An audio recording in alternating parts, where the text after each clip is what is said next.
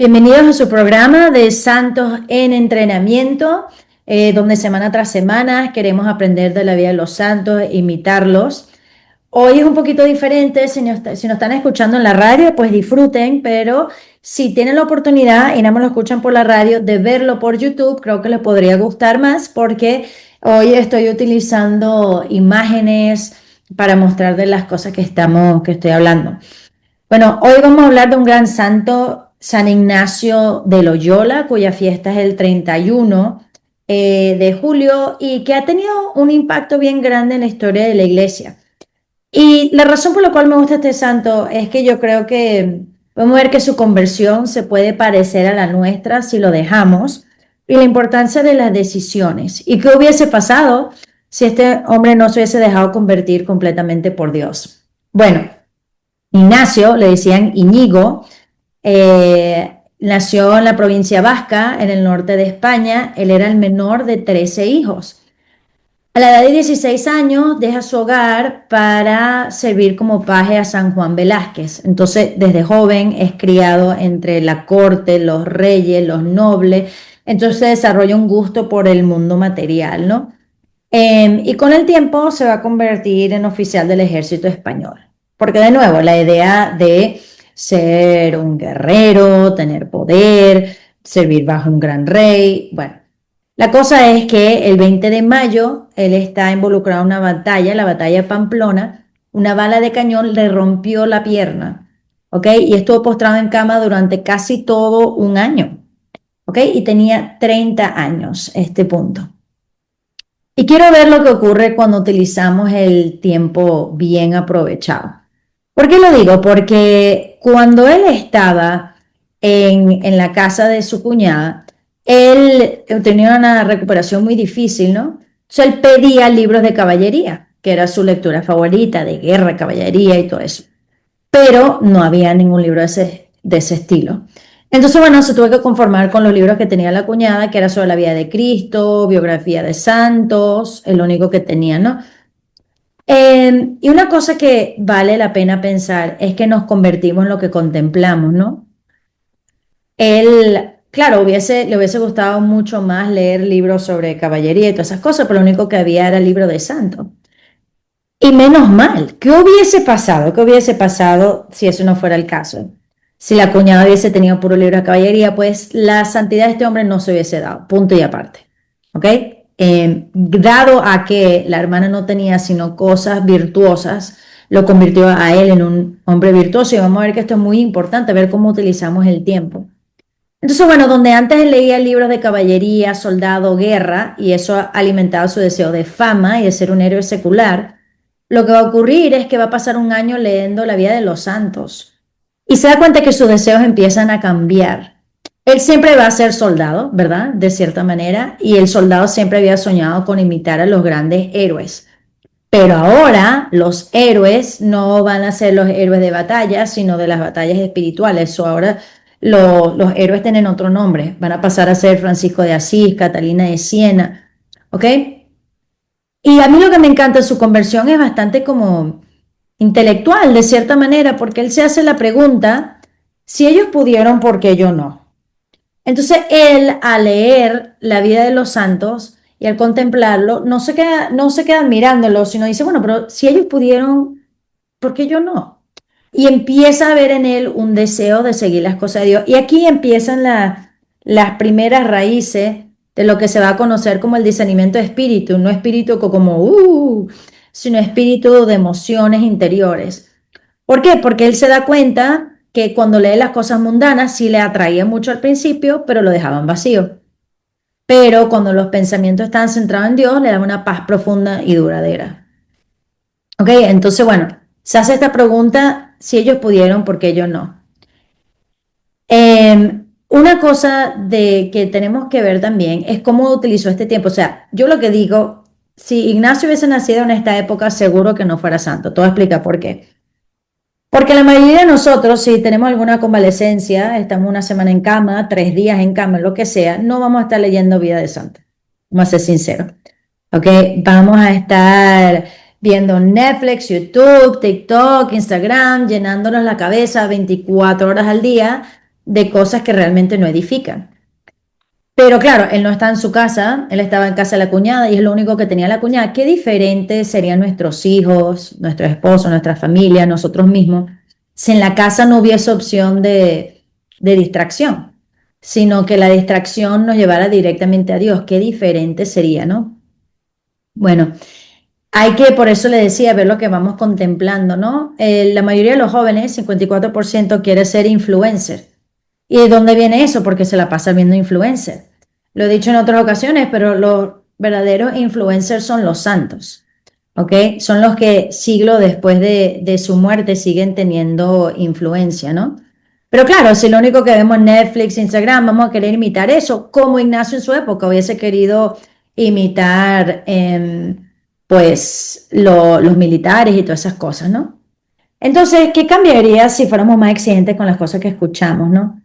Ahorita andamos siempre con el internet en la mano, en el reloj, en el oído, en todos lados, pero no es que tenemos una Biblia pegada a nuestro cuerpo como tenemos el teléfono pegado a nuestro cuerpo. Sí, China, pero yo tengo la Biblia en mi teléfono. Ok, qué bonito, pero compara, métete ahorita y compara todo el tiempo que te la pasas leyendo la Biblia en tu teléfono versus lo demás. Pues no se compara.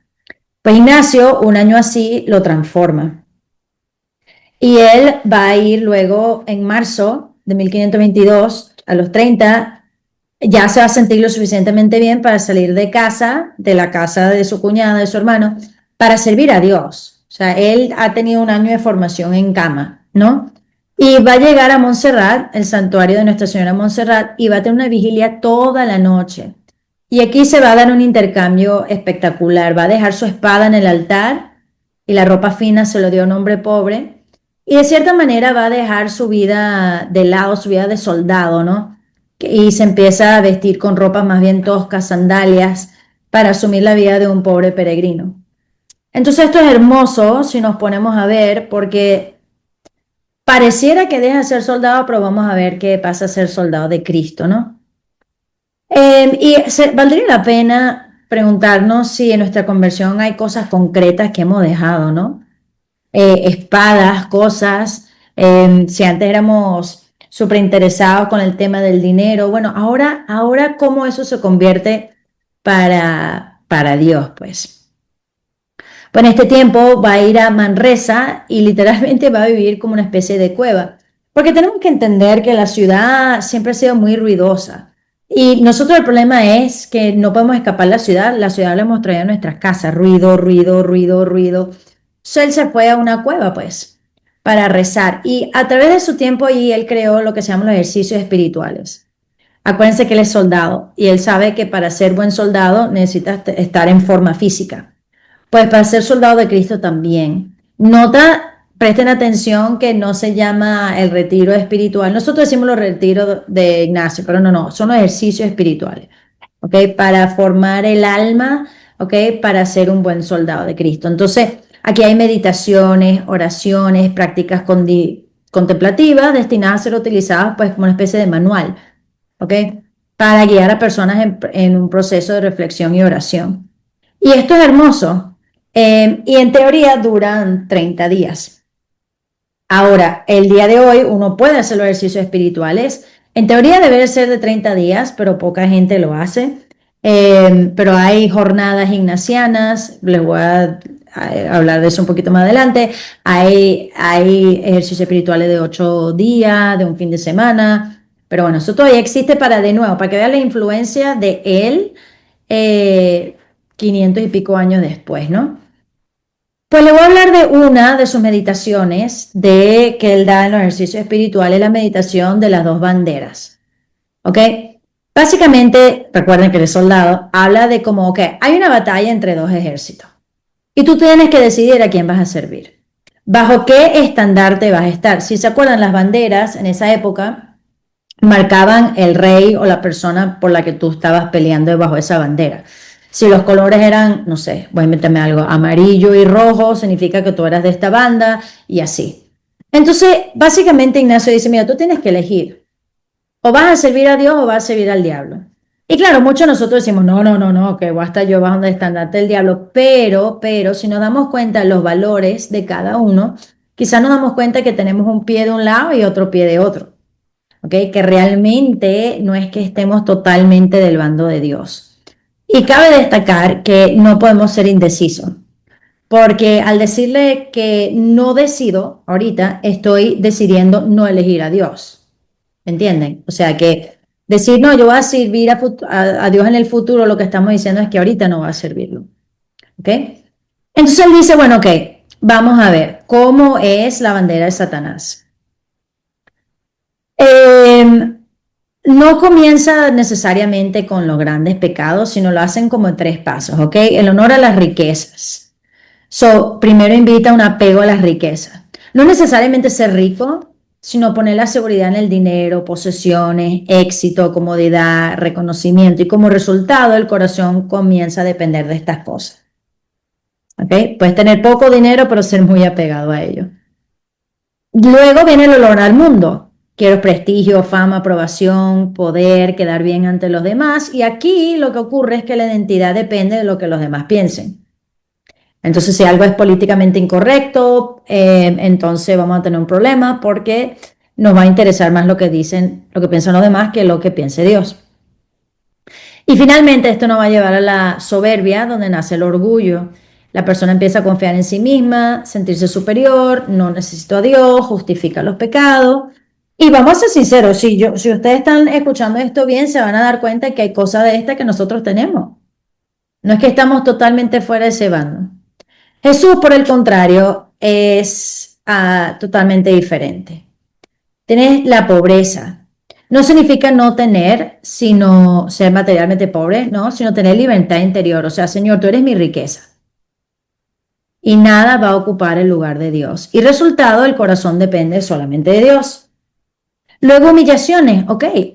Te invita a aceptar el desprecio, incomprensión, la cruz, no buscar siempre quedar bien. Si tengo que defender a Cristo y la gente no le va a gustar, pues así tendrá que ser. No se trata de buscar el sufrimiento por sí mismo, sino amar la verdad más que la propia imagen, ¿no? Y el resultado, entonces la identidad depende de Dios. Y eso va a llevar a la humildad. La persona reconoce que todo viene de Dios, dependemos totalmente de Él. Entonces empezamos a buscar la gloria de Dios y no necesariamente la nuestra. Y de allí va a venir las demás virtudes. Son unas preguntas que pueden hacerse. Pregunta para la oración es, ¿qué voz escucho con más frecuencia? ¿Qué captura mi imaginación? Si me la paso viendo Netflix y todas estas cosas, a cada rato todo tipo de los medios sociales, seguro que no va a ser la voz de Dios. ¿Qué me mueve realmente? ¿Qué busco cuando trabajo? Busco dinero, busco prestigio, busco el trabajo que me va a dar más fama, más éxito, pero sí, más dinero en teoría para mi familia, pero como resultado no veo mi familia. ¿Qué me da miedo perder? ¿Qué deseo que los demás piensen de mí? ¿Qué cosas ocupan el lugar que solo debería ocupar Dios? Y las cosas que veo y que escuchas a qué me llevan, es decir, los videos, audios, imágenes, medios sociales, conversaciones, todo eso, ¿no? Eh, San Ignacio propone pedir la gracia de conocimiento del engaño del mal caudillo para guardarme de él y el reconocimiento de la vida verdadera. Es reconocer la estrategia del enemigo, ¿verdad? Y descubrir el modo de vivir de Cristo.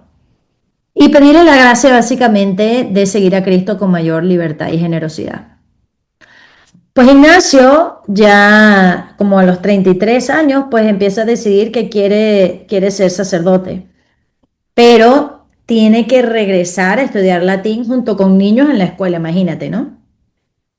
Pero regresa y va a estudiar en la Universidad de París y va a tener dos compañeros de cuarto.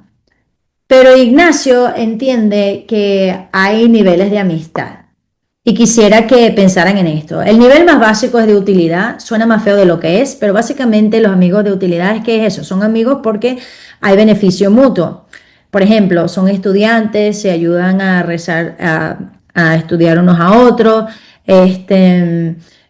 trabajan en una panadería, por decir algo, y se ayudan. Entonces son como compañeros, pero hay algo útil. Pero cuando se acabe eso, cuando se acabe la escuela, cuando se acabe el trabajo, pues ya la amistad no queda ahí mucho, ¿no?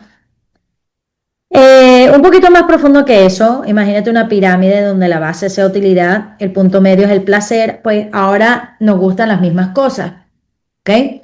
Quizás nos gusta la misma música, el mismo deporte, entonces eso es lo que nos une. No es tanto que nos beneficiamos, sino nos gustan las mismas cosas. Y esto puede ser bueno y malo. Con respecto a Dios puede ser bueno porque estamos en el mismo camino, pero puede ser, y esto ocurre mucho, personas que tienen amigos, que siempre vienen a fiestas, a los bares y tal. Entonces cuando tiene una conversión, la persona deja de hacer esas cosas, pero eso es lo que lo vinculaba con sus amigos, entonces la amistad se pierde. Pero la última es de virtud, ¿ok? La amistad de virtud. Y eso es que estamos ayudándonos a crecer en virtud. Entonces, Ignacio, cuando él está en la universidad, pues él no quiere amistad de utilidad ni de placer, de virtud. Entonces, él va a tener unos compañeros de cuarto que es San Francisco Javier y San Pedro Faber. Cabe destacar que eran Francisco Javier y Pedro Faber. Son santos gracias a Ignacio. Al principio, Francisco Javier era ambicioso, buscaba una carrera académica, prestigio, él venía de una familia noble, pero Ignacio, al verlo cómo se vestía y eso, le repetía con frecuencia las palabras de Jesús: ¿de qué le sirve al hombre ganar el mundo entero si pierde su alma? Y le dio los ejercicios espirituales a los dos, de 30 días, ¿ok? Tras un largo proceso de seguimiento y después de hacer los ejercicios, Francisco Javier también, y junto con Pedro Faber, deciden unirse a Ignacio. Y junto con Ignacio van a un lugar en Montmartre, eso es en Francia, el 15 de agosto, día de la Asunción de 1534, y forman lo que se va a llamar la Compañía de Jesús, lo que nosotros ahora llamamos jesuitas. Esto eran como votos fraternos entre ellos. Era una manera de vivir, todavía no era aprobado por el Papa, pero una espiritualidad común. Una buena pregunta que nos podemos hacer es cómo son nuestras amistades. ¿Nos llevan a Dios? ¿No nos llevan a Dios? ¿Qué clase de amigos somos nosotros? ¿Llevamos a la gente a Dios? ¿No le llevamos a Dios? Bueno, interesante porque durante los siguientes 15 años, los 7 miembros que empezaron en la Sociedad de Jesús, los jesuitas, van a pasar a ser 1000, ¿ok? Luego el Papa, el 1540, lo va a aprobar como una orden religiosa, ¿ok? Francisco Javier, es impresionante él. En 10 años se estima que él recorrió más de 100.000 kilómetros, principalmente por mar. Yo te digo, yo he viajado lejos. He ido a Japón, como también fue Francisco Javier, pero yo fui en un avión en 12 horas y me andaba quejando. Y el avión era chévere, tenía aire acondicionado, comida y uno se queja, porque qué fastidio. Pero imagínate meses y meses y meses en un barco. Y claro, la gente, por ejemplo, salían 800 personas en el barco y llegaban 300. La gente se moría. Eso era terrible. Pues él va a ir de Lisboa a India, de la India a la India Molusca, es decir, Indonesia, a Goa, a la India otra vez, de Goa a Japón. Y él va a morir en un barco, creo que tenía como 44 años, viendo hacia la China con deseo de ir. Y esto es realmente impactante, impresionante, porque claro, él no sabía los idiomas, no es que había Google Translate. Entonces se quedaba allí un buen tiempo, aprendía con los niños cómo hablar, les daba catequesis. En la India nada más bautizó a 10.000 personas, imagínate. Bueno, los jesuitas tenían este deseo, ¿no?, de evangelizar. En los siglos XVI y XVII llegan a Brasil, a Perú, a México, Paraguay, Bolivia, Argentina, Chile, Ecuador, Colombia, etcétera. Los jesuitas aquí, también los primeros mártires norteamericanos, hay todo un libro que recauda sus historias, porque ellos mismos desde aquí en los Estados Unidos escribían y lo mandaban para Europa para hablar sobre lo que vivían. Eso se conoce como las relaciones jesuitas. Y uno de ellos, uno de los grandes jesuitas, se llama Isaac Jogues, y él era francés, se une a los jesuitas, era muy inteligente y era profesor de la Universidad de París, pero él desea irse de misiones, seguir esta vida. Y claro, irse de misiones suena bonito, pero esto es con los nativos americanos, que cabe destacar, muchas veces uno dice, ah, sí, los nativos americanos eran nobles. No, no, no, esto eran guerreros, ¿ok? Ellos eran, todas las tribus se peleaban entre ellos, o sea, esto era muy difícil, ¿no? Bueno, en 1642, mientras regresaba de Quebec hacia una misión hurona de los indios hurones, su grupo fue atacado. Y Isaac Jogues fue capturado junto con otros jesuitas, René Goupil y varios cristianos hurones. Durante más o menos 13 meses fue golpeado, torturado, sufrió mutilación en la mano, le comieron dedos de la mano, o sea, se la arrancaron con la propia boca. Fue obligado a vivir como prisionero e intentó ayudar espiritualmente a los cautivos, bautizar secretamente a personas. René Goupil fue asesinado durante este tiempo de cautiverio. Él se logró escapar, luego Jobs con unos comerciantes holandeses y regresó a Francia. Pero es interesante porque en Francia todo el mundo lo tenía como el gran héroe, el Papa le dio permiso especial para celebrar con pocos dedos de la mano, porque no le quedan todos los dedos. Y uno podría decir, bueno, qué duro, pero qué maravilla, regresa como un héroe, pero él no quería. A pesar de todo lo que sufrió, pidió regresar a Norteamérica. Y en 1646, ¿ok? Regresa al territorio Moja, ¿ok? Para como una misión de paz. Sin embargo, fue capturado, ¿ok? Y asesinado el 18 de octubre con un machetazo en la cabeza. Impresionante. Se celebra su fiesta y el de los otros mártires jesuitas el 19 de octubre. Lo digo esto porque este es el legado espiritual que deja Ignacio, ¿no? Ignacio luego, eh, él desde siempre, desde que era estudiante de París, tenía problemas estomacales que empeoraban cada vez, ¿no? Y a final de julio se quejó de dolores de estómago, pero el 31 de julio de 1556, a los 64 años, sucumbió a las enfermedades y muere, ¿no? Vamos a hablar un poquito de su legado espiritual. Pues ya lo dije, los ejercicios espirituales, que todavía los pueden hacer. En nuestra diócesis de Arlington, y seguro donde ustedes están, pueden haber mucho ejercicio. Hay un grupo aquí que se llama Teliventer Sociare de la diócesis de Arlington y lo hacen en español, lo cual es buenísimo, ¿no? Y hay ejercicios espirituales de jueves a domingo, hay jornadas ignacianas, que es decir, un día creo que de 8 a 4 de la tarde. Pero bueno, busquen donde tengan ejercicios espirituales cerca de ustedes. Quizás uno de los legados más grandes que deja Ignacio es lo que él llama el discernimiento de espíritu, ¿no? Le dije, no, espíritu, no estamos hablando de eso, sino como que las emociones interiores y qué viene de Dios y qué no. ¿Ok?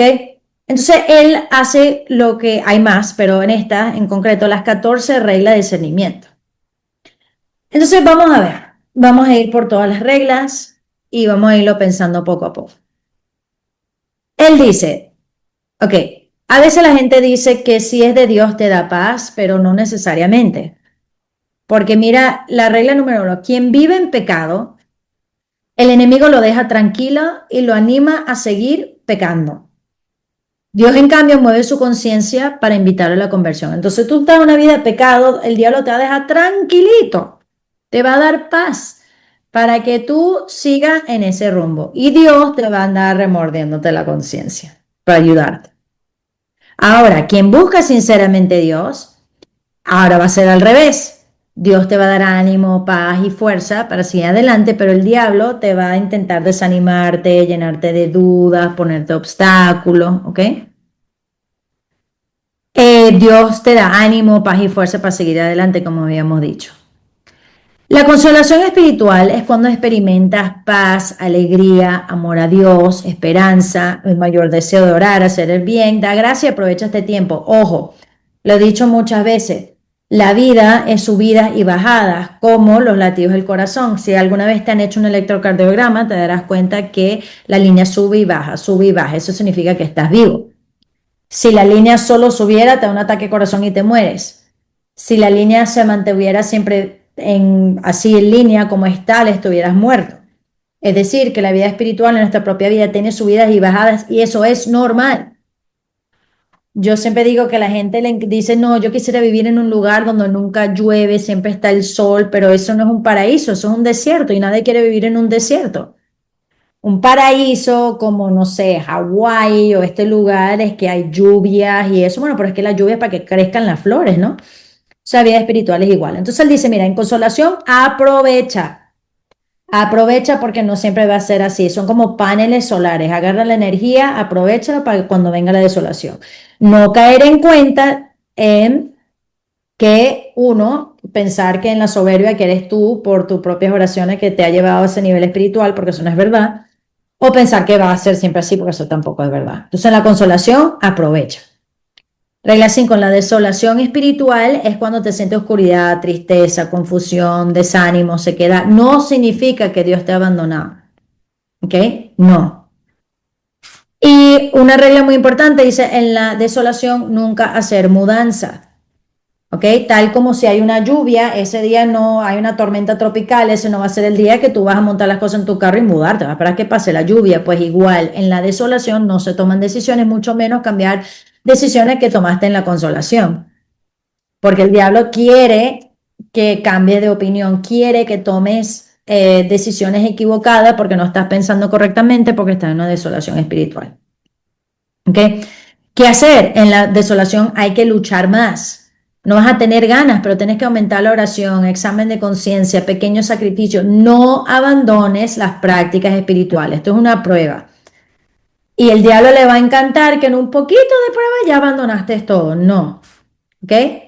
Dios permite la desolación por un tiempo, ¿ok? Las permite para ayudarte a crecer en humildad, porque tú quizás pensaste que, oye, mira qué bien me siento espiritualmente hablando, como si fuera tú mismo y no lo es. Pero también para que crezca en confianza y perseverancia, para Dios decir, ok, tú me estás siguiendo por mí, por amor a mí, o por las consolaciones que tú mismo estás recibiendo, ¿ok? Seguimos. 8, hay que tener paciencia, la desolación va a pasar, espera con confianza y permanece fiel hasta que vuelva la consolación.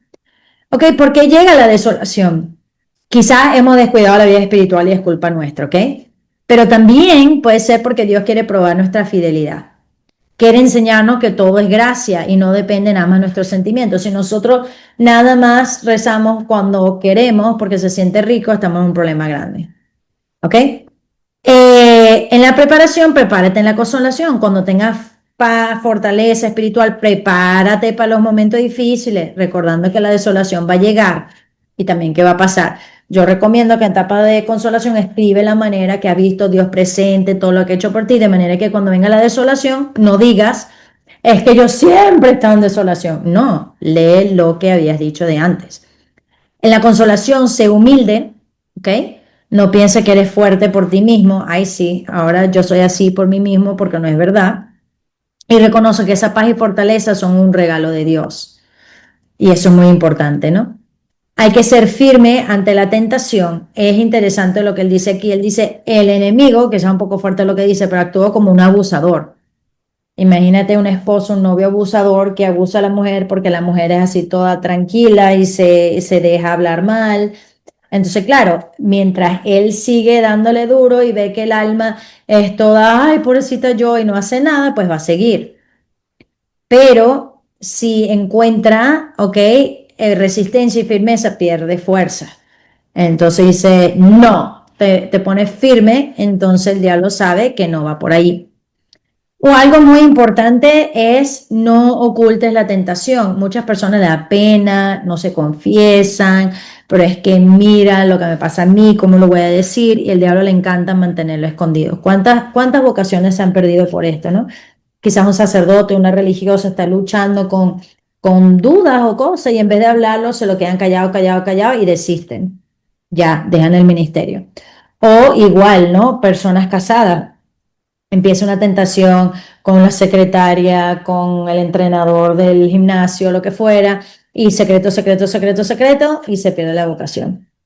Santa Teresita, el Niño Jesús, dijo que antes de hacer sus primeros votos tenía una tentación tremenda, estaba convencida que eso no era su vocación porque quién era ella, que ella misma como que se lo había imaginado, y iba a pedirle a no hacer sus votos e irse. Tan fuerte era. Pero ella quiso ser un alma humilde y transparente y fue a la madre superiora y la madre superiora le dijo, no, vale, esto le pasa a todo el mundo antes de llegar. Y eso es importante porque aquí no es por nada, no vemos que hay gente que a veces se le hace difícil, ¿no? Eh, y entonces quieren buscar, ok, ¿quién me puede ayudar en este momento? El punto es que no tenemos que ocultar, necesitamos que los demás nos ayuden, no oculten la tentación, ¿ok?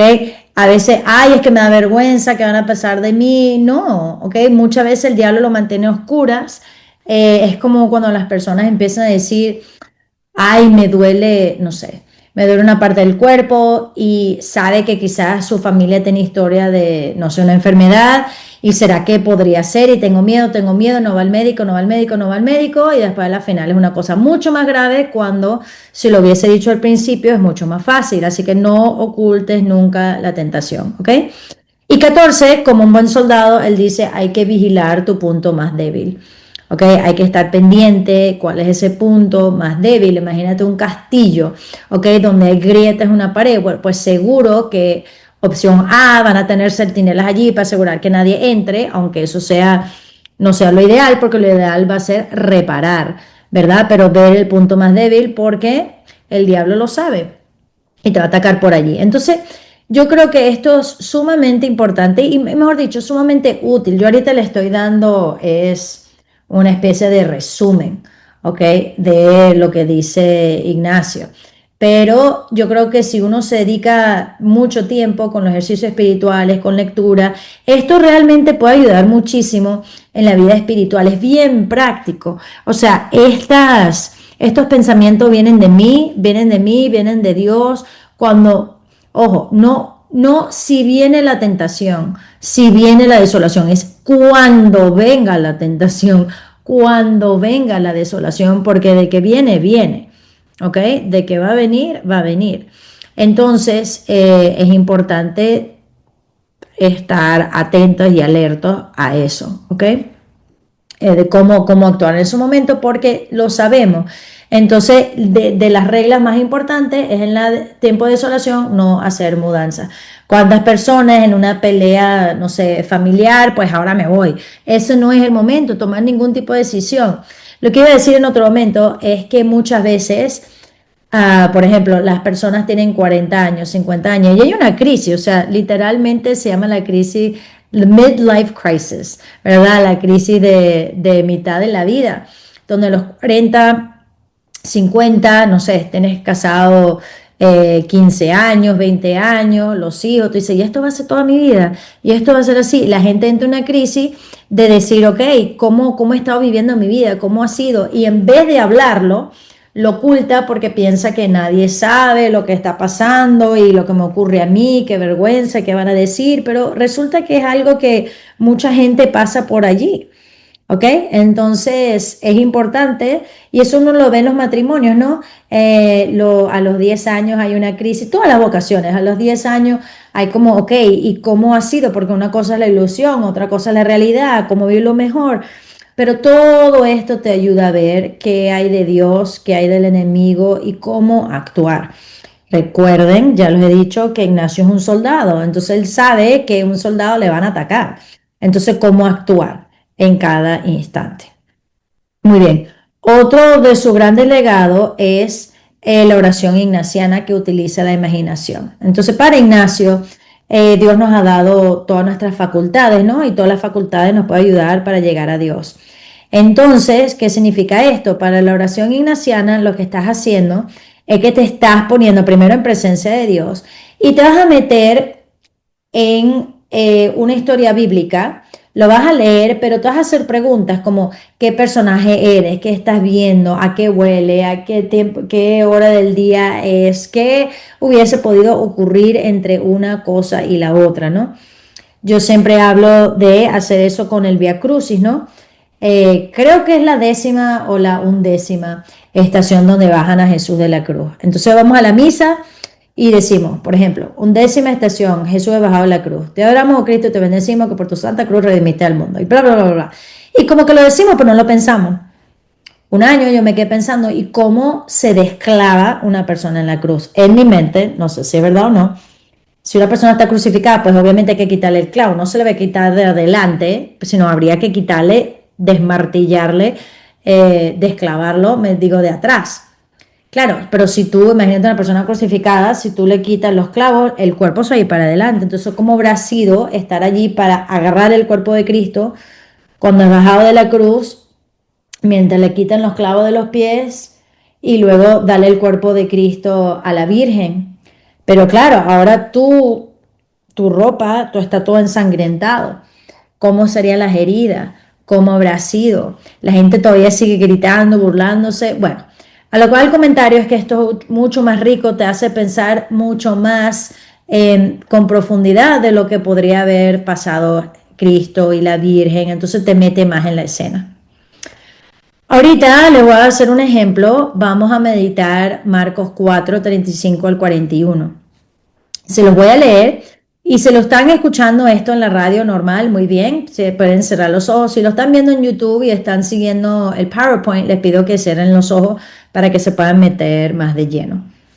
Pero vamos a leer, quizás esto lo han leído muchas veces, Jesús en la barca, y dice así: aquel día, al atardecer, Jesús dijo a sus discípulos: pasemos a la otra orilla.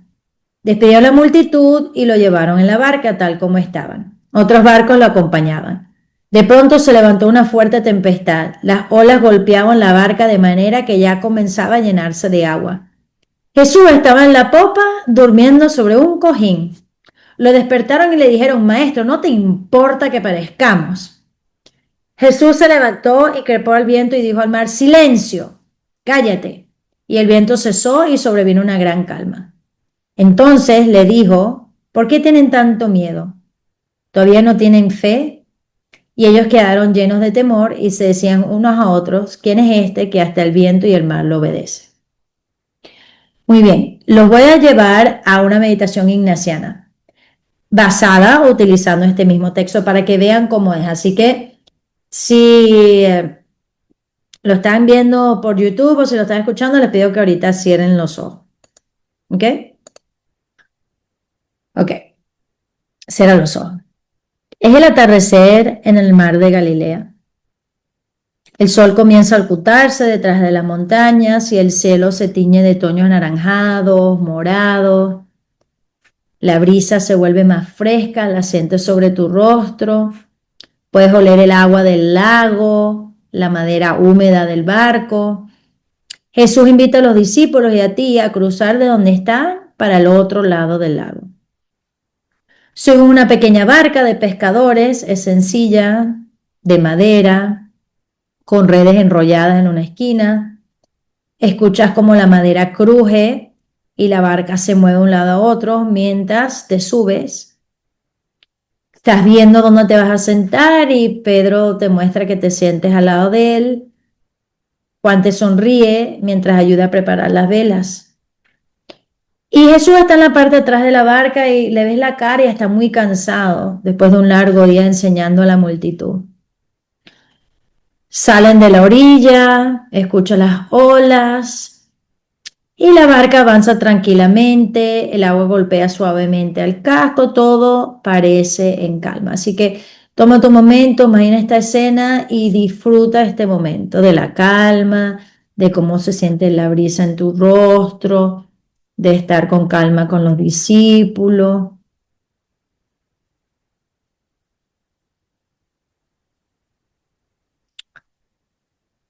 De pronto te das cuenta que se empieza a mover la barca un poco más, el viento empieza a soplar con más fuerza, empieza una llovizna, el cielo empieza a oscurecerse rápidamente, las olas empiezan a levantarse.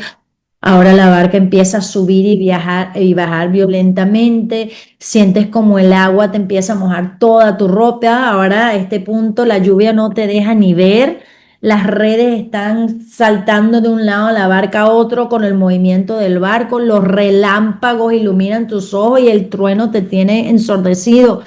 Te das cuenta que los discípulos están desesperados tratando de sacar el agua. Escuchas a Pedro gritar: más agua, nos estamos hundiendo. Tu corazón comienza a acelerar, no sabes qué hacer. Quiero que te imagines en este momento cómo es tu personalidad. ¿Qué estás haciendo tú en este momento? Hay algunos discípulos que están tratando de sacar el agua, hay otros que están tratando de arreglar las velas, hay otros que tienen miedo y ni se les ocurre ni pararse donde están, hay otros que empiezan a llorar.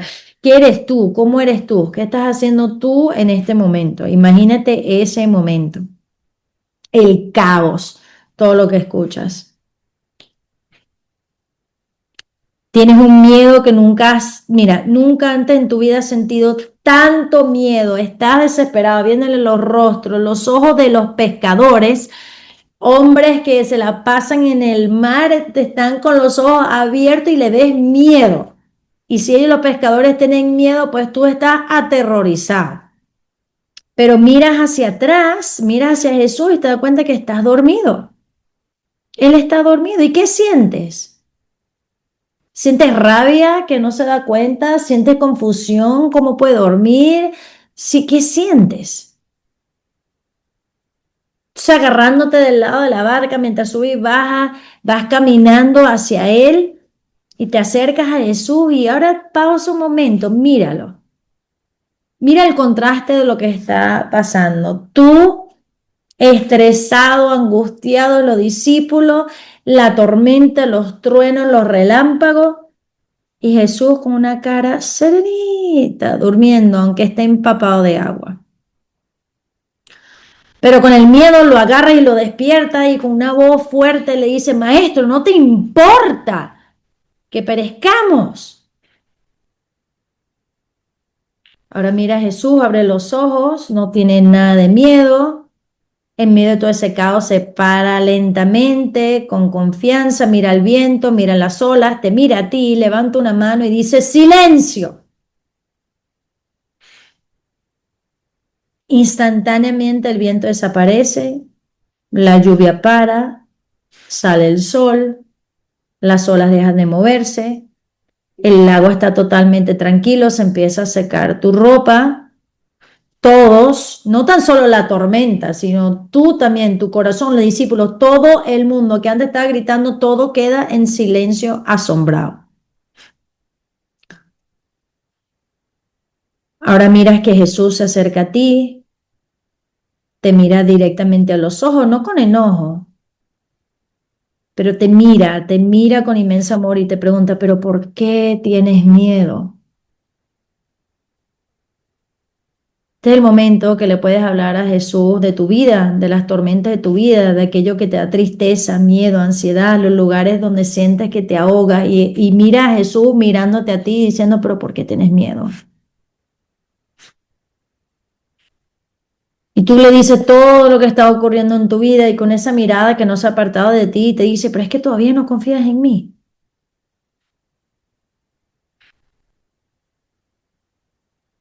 Y mientras se están viendo te das cuenta que han llegado al otro lado de la orilla.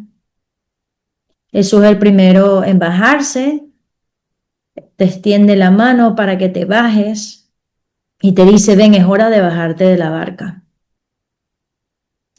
Tomas su mano, desciendes con cuidado, la arena firme está bajo tus pies y por un momento miras hacia atrás. Ahora ves la barca donde hace poco sentías tanto miedo y todo eso ha quedado atrás y Jesús te mira con cariño y te dice, ¿qué aprendiste en esa barca? ¿Qué aprendiste? Y háblale a Jesús, quizás le dice, Señor, he aprendido que cada vez que tenga miedo voy a repetir, tú estás conmigo en la barca. Terminamos este rato en oración en nombre del Padre, del Hijo, del Espíritu Santo. Amén. Pues qué diferente es rezar de esta manera, ¿no? Qué diferente es meterse en una historia, imaginarse lo que está ocurriendo. Qué bello es esto con el hijo pródigo, ¿no? Una vez lo hice con un grupo y era interesante, yo les decía, elige un personaje, quizás eres el hijo pródigo, quizás eres el papá, quizás eres el hijo mayor, quizás eres un siervo, quizás eres la mamá, y dirá, ahí no está la mamá, bueno, pero ese joven habrá tenido una mamá, ¿ok? ¿Qué habrá pensado la mamá? Los amigos. Si eres el hijo pródigo, ¿a dónde fuiste? ¿Qué hiciste? ¿Cómo te sientes? Todo. Te metes de lleno y permites que Dios te hable de una manera diferente a partir de este tipo de meditación, utilizando la imaginación. ¿Ok? Así que podemos ver por qué Ignacio es tan importante. Hacer un poquito de resumen, la importancia de la conversión y la importancia de saber utilizar bien el tiempo. Un año en cama. ¿Ok? Y un año bien usado leyendo la vida de los santos. O sea, ¿qué haces tú apenas te despiertes, cuando te cuesta dormir, cuando estás cansado? ¿A qué, hacia dónde vas? Y cómo eso te va transformando. Después tomar la conversión en serio, dejar las cosas atrás como hizo él, ¿no? Ver que el alma también necesita ejercitarse. Entonces, yo les recomiendo buscar dónde hay ejercicios espirituales. Una señora dijo, pero eso es muy caro. Mira, perdóname. Gastan 200, 300, $500 en zapatos, en comida. Me vas a decir que no puedes ahorrar para invertir en tu alma. Esa comida va para el baño. Esos zapatos se van a podrir dentro de unos años, pero el alma es eterna, ¿ok? Hacer los ejercicios espirituales, también ver qué tipo de amigos, como vimos, somos, ¿no? Con qué tipo de amigos estamos rodeados. Y tener un celo misionero. Una cosa, la amistad que es bonita, es que él era muy amigo de Francisco Javier, sin embargo, lo dejó irse. Una vez que Francisco empezó sus viajes misioneros, ellos no se volvieron a ver. Se escribían cartas, pero no se volvían a ver. O sea, el amor no es posesivo. Todo lo que pudieron hacer por amor a Cristo, estos jesuitas, como dijimos, todos los lugares que evangelizaron, ¿no? Ignacio murió más o menos la misma manera que vivió, perdón, que fue su conversión en la cama, regresando a su lugar para preparar su alma a Dios y todo el legado espiritual. Qué bonito sería pensar y cuál va a ser nuestro legado espiritual. ¿Qué le vamos a dejar al mundo, no? Y hablamos del legado espiritual, las 14 reglas de discernimiento que nos pueden ayudar, los ejercicios espirituales y la oración ignaciana, entre otros. Bueno, muy bien. Como siempre es importante cuando escuchamos Santo en Entrenamiento de hacernos un propósito y decir, ok, esto que escuché, ¿cómo se va a hacer vida? ¿Ok? Bueno, vamos a terminar en nombre del Padre, del Hijo, del Espíritu Santo. Amén. Te damos gracias, Señor, por la vida de San Ignacio, por todo lo que podemos aprender de él. Ayúdanos a ser fieles en todo, Señor, y dejarnos convertir por ti. Y así toda nuestra vida te dará gloria. Gloria al Padre, al Hijo y al Espíritu Santo, como era un principio, ahora y siempre, por los siglos de los siglos. Amén. En nombre del Padre, del Hijo, del Espíritu Santo. Amén. Bueno, si les ha servido este taller, esta sesión, por favor compártanlo como siempre y también les pedimos apoyo a Radio María. El dinero que ustedes dan es una donación total. Es como una manera de agradecer la labor de Radio María que está alrededor de todo el mundo y quizás con su donación ustedes están ayudando a que otras almas se encuentren con Cristo. Así que por favor consideren ser miembros del Libro de Oro, que pueden encontrar su descripción en la descripción de este video. Que Dios los bendiga siempre.